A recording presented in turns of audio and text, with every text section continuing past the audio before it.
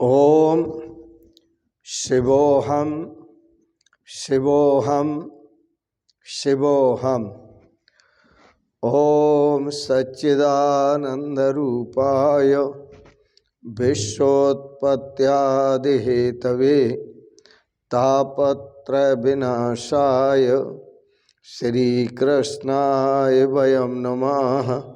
श्रीकृष्णाय वयं नमः। ओम अखंडानंदबोधाय शिष्यसंतापहारणे सच्चिदानंदरूपाय तस्मै श्री गुरवे नमः।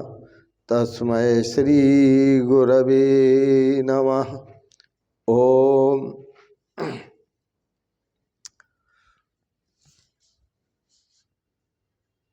पूर्व प्रसंग में आप श्रीमद् भागवत के नवम स्कंद की कथा श्रवण कर रहे थे। भगवान श्री राम का चरित्र।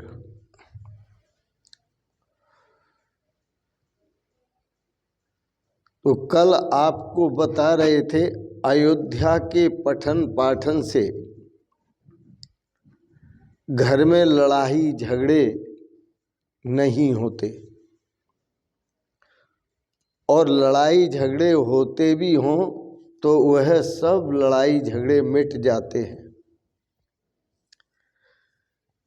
क्योंकि अयोध्या कांड में ऐसा सुंदर प्रसंग है कि भाई को भाई के साथ कैसे रहना है, पुत्रों को माता पिता के साथ कैसे रहना है, फिर अधिकारी को अपने राज्य के साथ कैसे रहना है,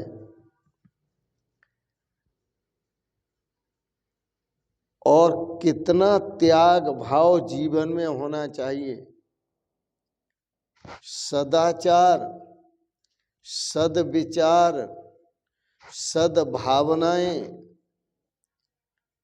अयोध्या कांड के पठन से, अध्ययन से जागृत होती हैं जीवन में।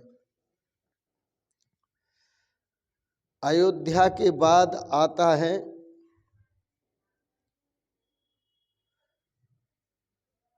अरण्यकांड। जीवन को विशुद्ध और प्रेममय बनाओ। अरण्य कांड में अरण्य का अर्थ है वनवास। वन में जाने से जीवन में सुभाष आती है, क्योंकि जीवन निर्वासनिक बनता है। प्रत्येक प्राणी को कुछ समय के लिए वनवास करना जरूरी है, आवश्यक है। भगवान श्री राम ने वनवास के बाद ही अयोध्या का राज्य संभाला था, और ऐसा राज्य कि जिसमें आनंद ही आनंद, सुख ही सुख, कोई रोगी नहीं, कोई दुखी नहीं, कोई झगड़ा नहीं, कोई झंझट नहीं। क्योंकि यह सुवास जो आई वो वनवास के बाद आई। संसार के स्वार्थी और विडंबी, पद लोलुप, राजनैतिक रोटियां सेकने वाले इस रहस्य को नहीं समझ पा रहे। वर्तमान में जो योगी आदित्यनाथ जी यूपी का राज्यभार संभाले हुए हैं, यह सारी दुनिया के लिए एक प्रमाण बन गया है। जीवन तपस्वी होने के बाद ही उनका जीवन भगवान श्री राम की तरह राजकाज को संभालने के लिए अग्रसर हुआ है। पहले तपस्या है, पहले संयम है, पहले साधना है और पहले सद्भावना है, पहले सद्विचार हैं और पहले जीवन साधु सज्जन जीवन बनना है, उसके बाद राज्य संभालना है। पहले संयम करना है, पहले ब्रह्मचर्य का पालन करना है।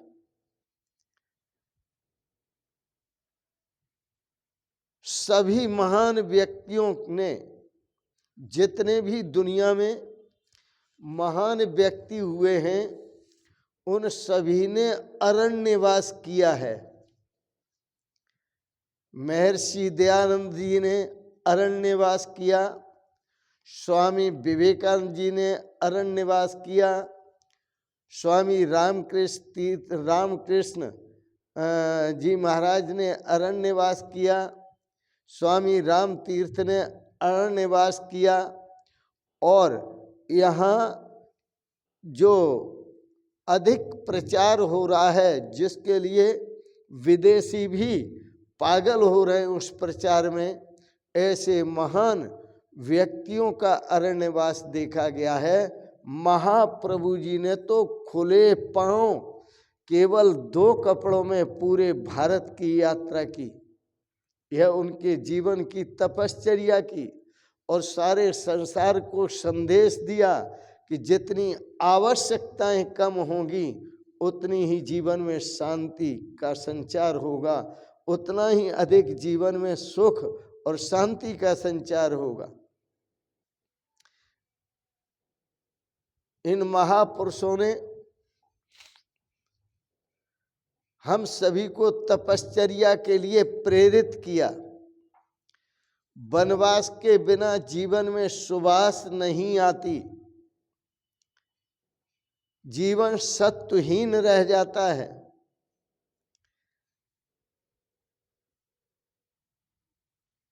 वनवास मनुष्य के हृदय को सुंदर बनाता है, स्वच्छ बनाता है, पवित्र बनाता है, कोमल बनाता है और वनवास से ही जीवन में विश्वास पैदा होता है। वनवास से ही जीवन में विश्वास की जागृति होती है कि भगवान के सिवाय दुनिया में और कोई दूसरा नहीं है, केवल भगवान है। राम एव इदम सर्वम, कृष्ण एव इदम सर्वम, ब्रह्मैव इदम सर्वम। यह सब कुछ भगवान ही भगवान है, परमात्मा ही परमात्मा है। यह वनवास से जीवन में दृढ़ता आती है।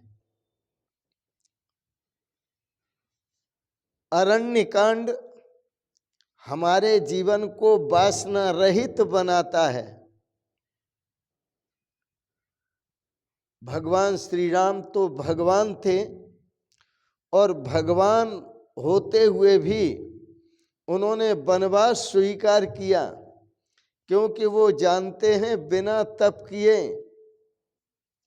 समाज में आदर्श प्रस्तुत करते हैं, बिना बन गए और बिना तप किए जीवन में जो वासना है वो नष्ट नहीं होती।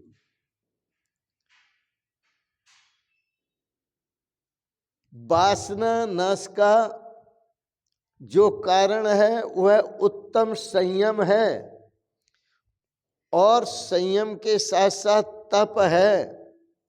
और इस तप में सबसे बड़ा तप है कि आप अपनी रसना को वश में करें, आप अपनी जीभ पर संयम करें, क्योंकि रसना का और वासना का परस्पर बड़ा संबंध है। भगवान श्री राम वनवास करते हैं, वन में जाते हैं वहां अन्न ग्रहण नहीं करते, वह वन के फलों का आहार करके वन के फलों का सेवन करके तप करते हैं। उन्होंने किसी धातु का प्रयोग नहीं किया। वन के जो पत्ते थे, यदि फल भी खाना है तो उन पत्तों पर रख करके खाते थे। भगवान श्री राम ने कंदमूल भी सेवन किए, कंदमूल सेवन करके तप किया। और भगवान श्री राम के साथ साथ सीता जी वनवास करती हैं, वह सीता जी पूर्ण संयम के साथ वनवास करती हैं। भगवान श्री राम 14 वर्ष तक सीता जी के साथ वन में रहे। ठीक है कि सीता की चोरी हुई, जब जब सीता जी के साथ रहे वन में, उन्होंने कभी जीवन में विकार उनके जीवन में कभी नहीं आया, वो सदा निर्विकार ही रहे। भगवान श्री राम का मन, सीता जी का मन निर्विकार ही रहा। सीता जी के साथ रहने पर भी प्रभु राम निर्विकार रहे, क्योंकि उनका जीवन निर्वासनिक था, वासना रहित था। आप भी वासना को धीरे धीरे नष्ट करें, इस वासना का नाश करें, और आप भी वासना का नाश कर सकते हैं। इसलिए ये अरण्य कांड है। वासना नाश के लिए ही जितने भी संत महापुरुष हैं, वह बस्तियों को, घरों को छोड़ करके और वन में जाते हैं और तपस्या करते हैं, अरण्यवास करते हैं। यदि वासना पर विजय पानी है, तो जीवन को सात्विक बनाना है, जीवन को सात्विक बनाना है तो तपश्चर्या करनी है। और तपश्चर्या करोगे तभी रावण मरेगा, काम रूपी रावण तभी मरेगा। और तपश्चर्या नहीं करोगे तो काम रूपी रावण को मार भी नहीं सकोगे। भगवान श्री राम काम रूपी रावण का संहार करने के लिए ही अरण्यवास करते हैं, तपश्चर्या करते हैं। वहां भगवान श्री राम जब वन में जाते हैं, तपश्चर्या करते हैं, तो तपश्चर्या करते समय शूर्पणखा आ जाती है, शूर्पणखा, जिसके सूप जैसे हैं नख, नख जिसके सूप जैसे हैं, आई बड़ी सुंदर बन करके, बड़ी सुंदरी बन करके आई और भगवान श्री राम के सामने आई मोह में फंसाने के लिए। लेकिन भगवान श्री राम तो पहले ही वनवास कर चुके हैं, अरण्यवास कर चुके हैं, तो उनका मोह तो वैसे ही समाप्त हो गया। तो शूर्पणखा मोह का स्वरूप है और सबरी भक्ति का स्वरूप है। शूर्पणखा का तिरस्कार करते हैं भगवान श्री राम, क्योंकि शूर्पणखा ने कहा था कि तुम्हें देख कुछ मन माना, तुम्हें देख करके मेरा कुछ मन माना है, मतलब समझ लीजिए आप। भगवान श्री राम ने कहा कि मैं तो विवाहित हूँ, सीता जी की तरफ इशारा किया था, आप उधर जाओ, लक्ष्मण जी के पास वो अविवाहित हैं। शूर्पणखा वासना का स्वरूप है, मोह का स्वरूप है, उसकी तरफ भगवान कभी देखते नहीं।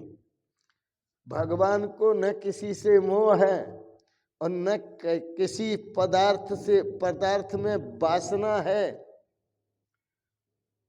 इसलिए भगवान जब आगे बढ़ते हैं तो शुद्ध भक्ति का प्रारंभ होता है, अर्थात सबरी मिलती है। सबरी शुद्ध भक्ति है। वहाँ कोई मोह नहीं है, वहाँ कोई काम नहीं है, वहाँ कोई वासना नहीं है। तो शूर्पणखा वासना स्वरूप शूर्पणखा का तिरस्कार करके भगवान श्री राम एकांत वन में कुटिया में रह रही शुद्ध भक्ति स्वरूप सबरी से मिलते हैं जाकर के। सबरी शुद्ध भक्ति उन्हीं को मिलती है जो वासना का तिरस्कार करते हैं। राम जी ने वासना का तिरस्कार किया, शूर्पणखा रूपी वासना का तिरस्कार किया तो शुद्ध भक्ति की प्राप्ति हुई। आप भी शुद्ध भक्ति की प्राप्ति करना चाहते हैं तो आपको वासना का तिरस्कार करना पड़ेगा। शुद्ध भक्ति अपनाओ, यह भक्तों के लिए संदेश है। मनुष्य अरण्यवास करके निर्वैर होता है, निर्विकार होता है, विकारों से रहित हो जाता है, बैर भाव से रहित हो जाता है। और जब जीव बैर भाव से रहित हो जाता है, विकारों से रहित हो जाता है, तो जीव की ब्रह्म से मैत्री होती है। और इस मैत्री में जीव का ब्रह्मचर्य का पालन और संयम साथ देता है, तब जीव और ब्रह्म की मैत्री होती है। आगे अरण्य कांड में वासना के विनाश के बाद किष्किंधा कांड आता है।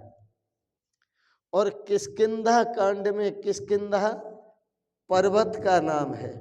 और किष्किंधा कांड अर्थात जहाँ जीव और ब्रह्म का मिलन होता है, उस पर्वत पर जो मिलन हुआ वो सुग्रीव का और ईश्वर का मिलन हुआ। जीव और ईश्वर का मिलन हुआ, अर्थात सुग्रीव और राम जी का मिलन हुआ। सुग्रीव किसे कहते हैं? सुग्रीव उसे कहते हैं जिसका कंठ मधुर है। सु मानी अच्छा, ग्रीव मानी कंठ, जिसका कंठ बहुत अच्छा है, जिस कंठ में वासना का वास नहीं है, वासना का विनाश हो चुका है। जहाँ वासना का विनाश हो जाता है वहीं जीव और ईश्वर की मैत्री होती है, वहीं सुग्रीव और राम की मैत्री होती है। किष्किंधा कांड में सुग्रीव और राम का मिलन है, जीव और ईश्वर का मिलन का ही वर्णन है, मैत्री का वर्णन है। परंतु यह मैत्री ब्रह्मचर्य और संयम से होती है। जब तक संसार के भोगों का आप त्याग नहीं करेंगे तब तक आप ब्रह्मचर्य का पालन नहीं कर सकेंगे, आप अपने पर संयम नहीं कर सकेंगे। और यह ब्रह्मचर्य और संयम ये आपकी मध्यस्थता करते हैं। मध्यस्थता का मतलब दोनों ओर की भलाई चाहते हैं, भगवान को भक्त से मिला देना चाहते हैं और भक्त को भगवान से मिला देना चाहते हैं, ईश्वर को जीव से मिलाते हैं और जीव को ईश्वर से मिलाते हैं। कौन? ब्रह्मचर्य और संयम।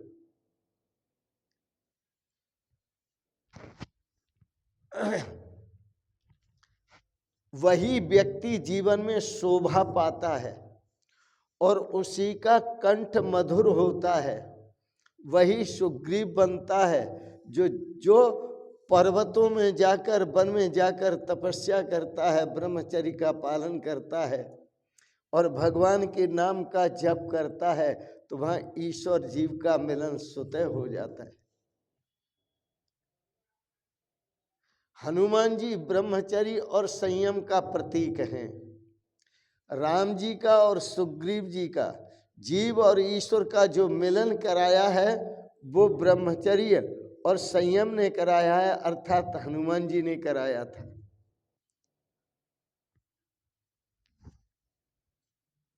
मैत्री समगुण वालों में होती है।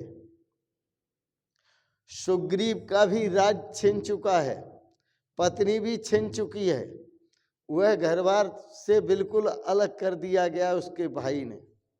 और इसी प्रकार भगवान श्री राम का राज्य छिन चुका है और पत्नी भी चोरी चली गई है। तो मैत्री तो होना स्वाभाविक है, क्योंकि दोनों में समगुण हैं और दोनों ही चाहते हैं। भगवान श्री राम चाहते हैं मेरी भार्या, मेरी पत्नी मुझे पुनः प्राप्त हो, और सुग्रीव भी चाहता है मेरी पत्नी मुझे पुनः प्राप्त हो। भगवान श्री राम वन में पूर्ण संयम के साथ जीवन जीते हैं और सुग्रीव भी वन में पूर्ण संयम के साथ जीवन जीते हैं। याद रखें, जब हमारा जीवन पूर्ण ब्रह्मचर्यमय होता है, पूर्ण संयम होता है हमारे जीवन पर, हमारे जीवन पर पूर्ण संयम होता है और हम जीवन में ब्रह्मचर्य का पूर्ण पालन करते हैं, तो आगे महाराज आ जाता है सुंदर कांड। आहा, जिस जीवन में ब्रह्मचर्य की रक्षा होती है, जिस जीवन में संयम की रक्षा होती है, जो जीवन संयमी होता है, जो जीवन ब्रह्मचारी होता है, उसका जीवन सुंदर होता है। और जिसका जीवन सुंदर होता है उसके लिए असंभव कुछ नहीं होता, सब संभव हो जाता है। तो किष्किंधा कांड के बाद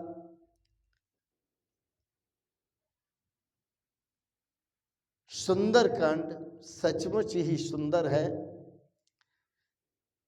जिसमें भगवान श्री राम के परम भक्त हनुमान जी का वर्णन है, हनुमान जी की कथा है। भागवत में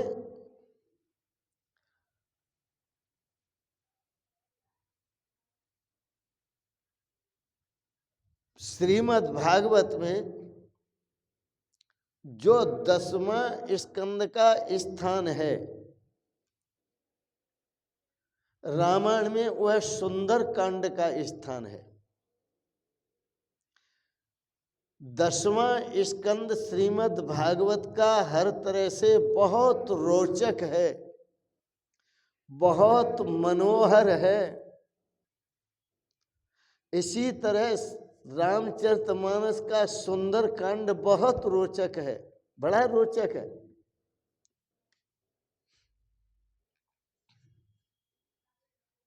इस सुंदर कांड में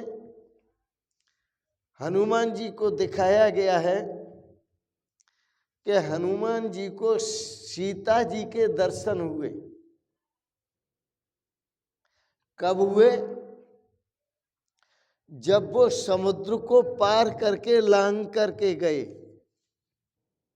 याद रखना, हनुमान जी के अंदर 2 गुण विशेष हैं।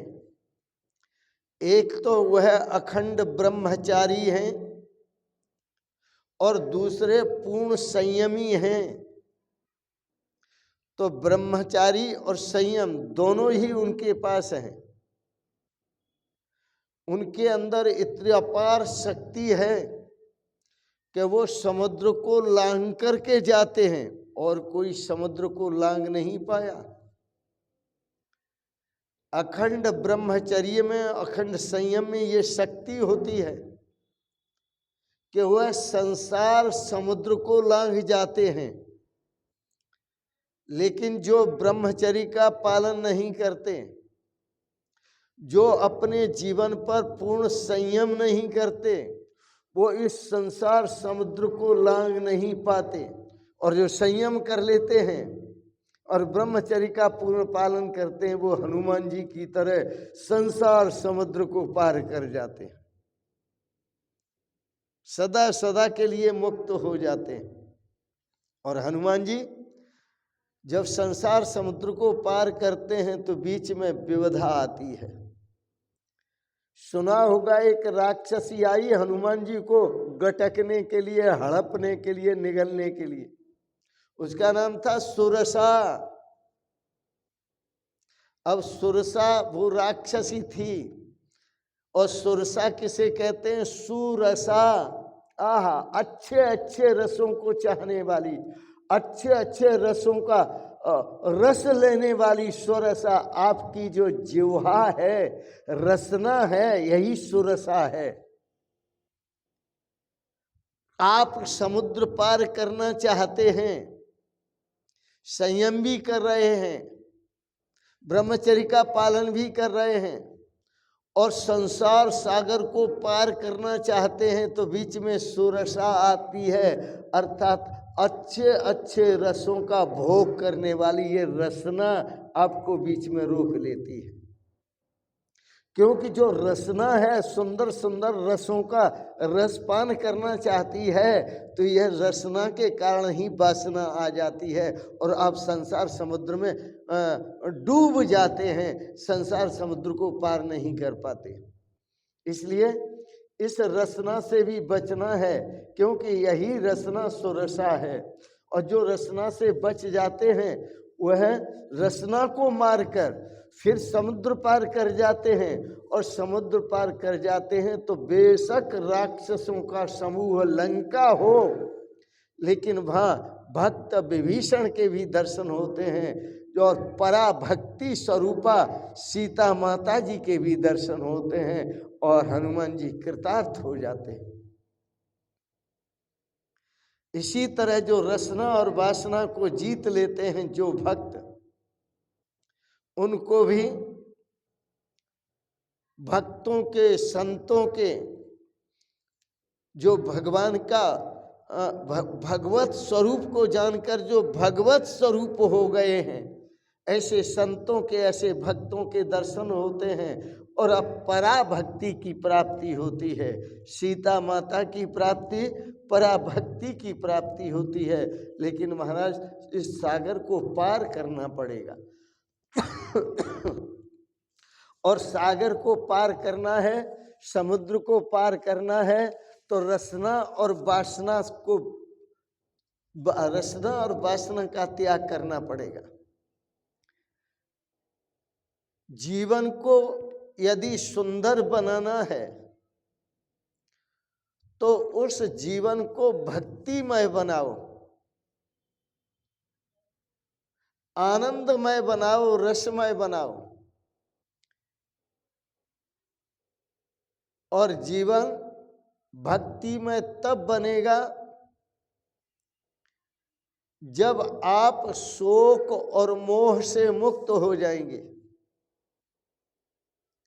समुद्र पार करके गए तो हनुमान जी को सीता जी के जो दर्शन हुए पराभक्ति के, पराभक्ति स्वरूपा सीता जी के जो दर्शन हुए, वो कहाँ पर हुए? अशोक वन में और अशोक वाटिका में। तो अशोक वाटिका क्या है? जहाँ किसी प्रकार का शोक मोह नहीं है, वही अशोक वाटिका है। तो जो शोक और मोह को पार करके अशोक वन में पहुंचते हैं, उन्हें पराभक्ति का दर्शन होता है, और उनका जीवन भी अशोक बनता है, अर्थात शोक से रहित बनता है। यह पराभक्ति क्या है? ब्रह्म दृष्टि। वहाँ अशोक वन में सीता जी रहती हैं, सीता जी का दर्शन हुआ। सीता जी क्या है? पराभक्ति। और पराभक्ति यह किसका स्वरूप है? ब्रह्म दृष्टि का स्वरूप। और जिसको ब्रह्म दृष्टि प्राप्त होती है, वही शोक रहित हो जाता है, वही अशोक वन का आनंद लेता है। इसलिए संत महापुरुष आपको संदेश देते हैं, दृष्टिम ज्ञानमयीम कृत्वा पश्येद ब्रह्ममयम जगत। आप अपनी दृष्टि को ज्ञानमयी बनाओ, आप अपनी दृष्टि को ब्रह्म दृष्टि बनाओ, और ब्रह्म दृष्टि की सिद्धि होने पर आपका जीवन शोक रहित होगा और अनंत आनंद का अनुभव करेगा। परमात्मा के स्वरूप के आनंद में सराबोर होगा, डूबा हुआ होगा। आपको अनंत सुख और शांति का अनुभव होगा, अनंत आनंद का अनुभव होगा। आपका जीवन कृतार्थ हो जाएगा। इन शब्दों के साथ ही वाणी को विराम देंगे। आपने बड़े प्रेम और श्रद्धा से श्रीमद् भागवत के 9वें स्कंद की कथा का श्रवण किया, इसके लिए बहुत बहुत अनुग्रहित हैं। आप सब पर भगवान की कृपा बनी रहे। आप सब परिवार सदा स्वस्थ और सुखी रहें। आपका मन संयम, साधना और ब्रह्मचर्य की रक्षा में लगा रहे।